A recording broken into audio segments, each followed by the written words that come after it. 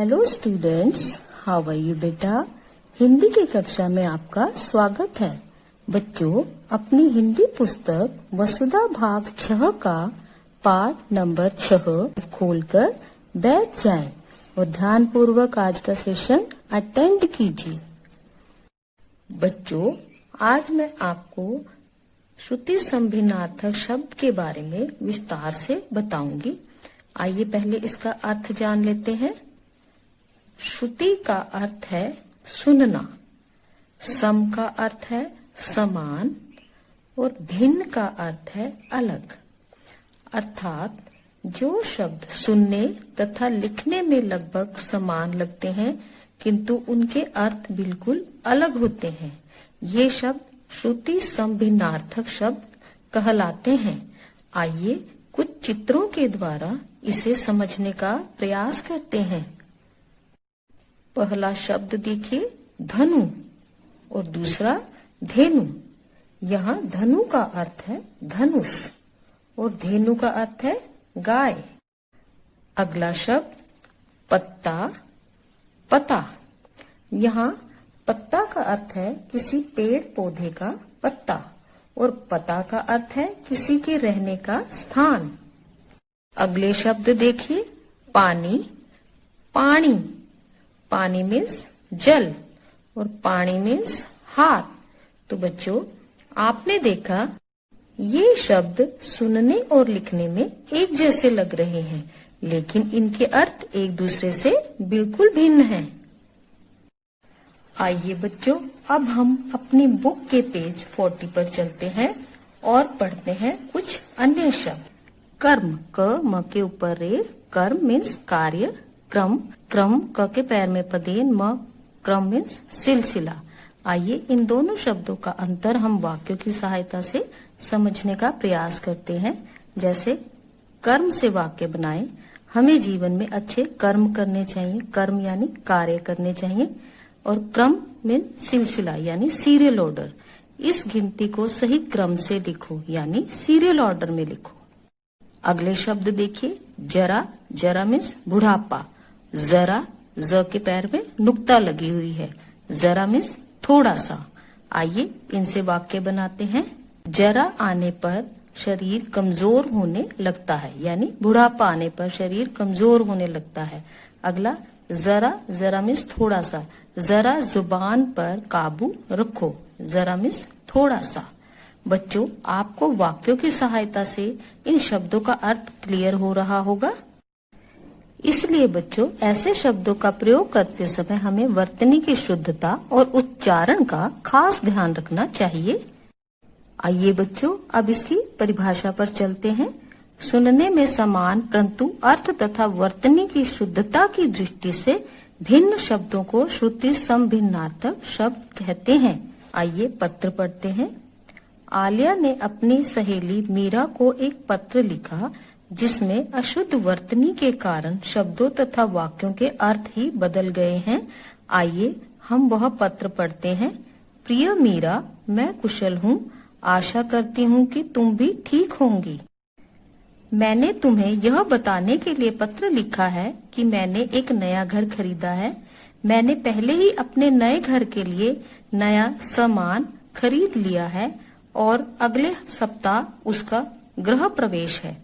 तुम्हें इस दिन अवश्य आना है। तुम्हारी सहेली आलिया। बच्चों, आपने देखा यहाँ पर शब्द नया समान का प्रयोग किया गया है। स मकोआन समान। समान शब्द का मीनिंग होता है एक जैसा, पर यहाँ पर समान की जगह सामान शब्द का प्रयोग होना चाहिए था। सकुआ मकुआन सामान। सामान मीन्स वस्तुएं। अगला शब्द और अगले सप्ताह उसका गृह प्रवेश है।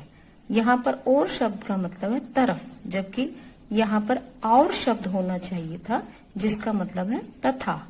और गृह प्रवेश का मतलब ग्रह मीन्स प्लेनेट। यहाँ पर शब्द होना चाहिए था गृह प्रवेश। गृह मतलब घर। अब लाइन देखे, और अगले सप्ताह उसका गृह प्रवेश है। तुम्हें इस दिन अवश्य आना है। अब यहाँ पर दीन का मतलब है गरीब और अवश्य का मतलब है कमजोर, जबकि इन शब्दों की जगह शब्द होना चाहिए था दिन अवश्य। दिन मीन्स दिवस और अवश्य मीन्स जरूर, यानी तुम्हें इस दिन अवश्य आना है, तुम्हारी सहेली आल्या। तो देखा बच्चों आपने, अशुद्ध वर्तनी के कारण शब्दों के अर्थ ही बदल जाते हैं, इसलिए हमें अपने दैनिक जीवन में शब्दों का प्रयोग सोच समझकर करना चाहिए। चलिए बच्चों, अब पुस्तक में दिए गए कुछ अन्य श्रुति संभिन्नार्थक शब्दों को उनके अर्थ और उच्चारण सहित समझने का प्रयास करते हैं।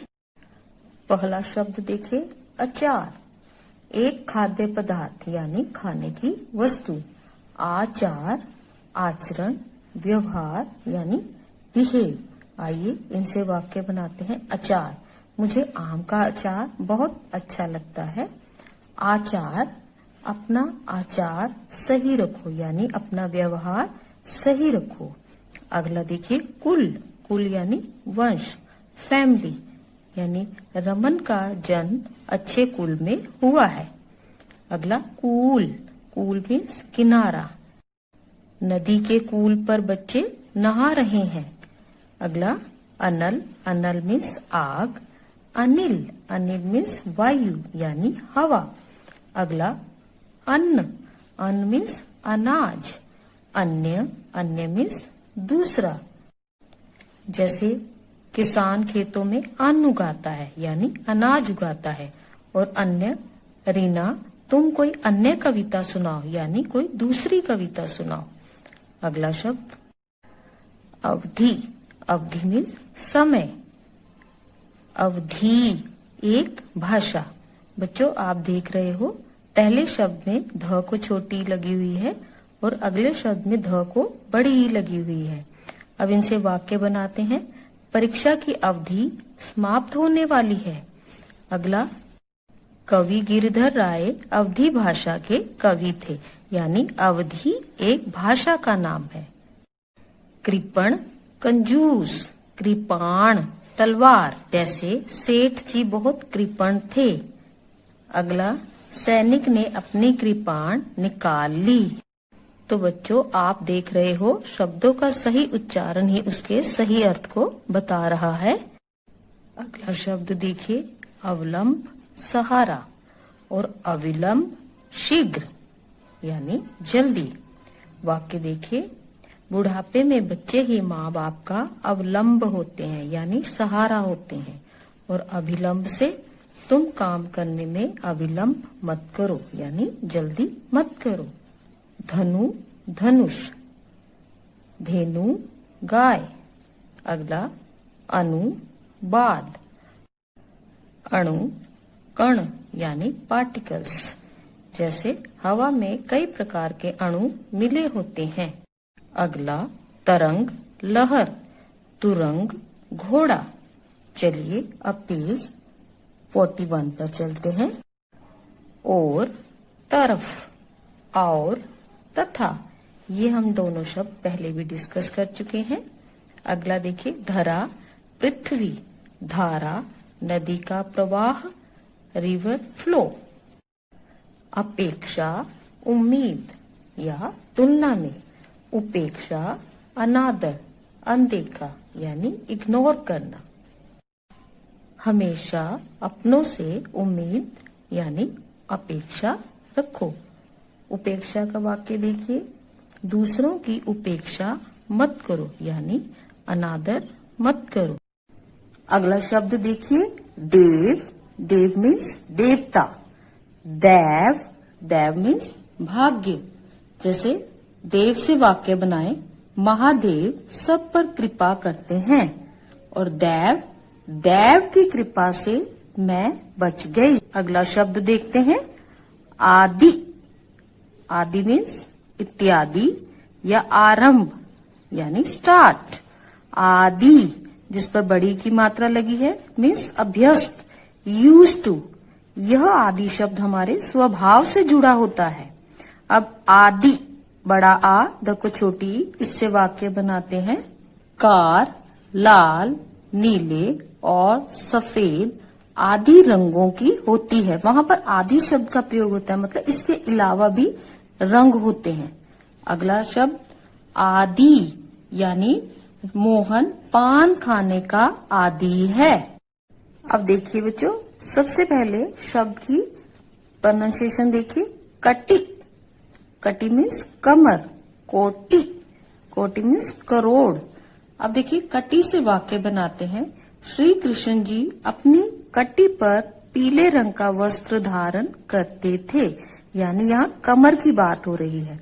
और कोटि, प्रभु तेरा कोटि कोटि धन्यवाद, जब हम प्रभु को थैंक्स करते हैं। अगला शब्द देखिए, नीड़, नीड़ मीन्स घोंसला। नीर, नीर मीन्स जल। तो बेटा यहाँ देखियो, यहाँ अड़ लगा हुआ है और यहाँ र लगा हुआ है। अब इनसे वाक्य बनाते हैं। शाम होते ही पंछी अपने नीड़ में वापस आ जाते हैं। और नीर से वाक्य देखिए, बच्चों की आंखों से नीर बह रहा था। अगला शब्द दशा, हालत या अवस्था। और दिशा मीन्स तरफ। अब दशा से वाक्य बनाते हैं। मोहन के घर की दशा देखकर बहुत दुख हुआ। और दिशा से वाक्य बनाइए। पंजाब भारत के उत्तर दिशा में। अगला कपट मीन्स धोखा। कपाट मीन्स दरवाजा। कपट से वाक्य देखिए, किसी के साथ कपट मत करो, यानी धोखा मत करो। और कपाट, मंदिर के कपाट दर्शनों के लिए खुल गए। अगला प्रसाद, प्रसाद मीन्स कृपा, यानी होली ऑफरिंग। प्रासाद, प्रासाद मीन्स महल, यानी पैलेस।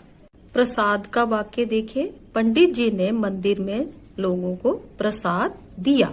और प्रासाद, महाराज अपने प्रासाद में पधार रहे हैं, यानी महल में पधार रहे हैं। तो बच्चों, आज हम यहीं तक रीडिंग करेंगे। अब आपने पेज नंबर 40 और 41 की सभी शब्दों की अच्छे से दोहराई करनी है और उनके उच्चारण को सीखना है।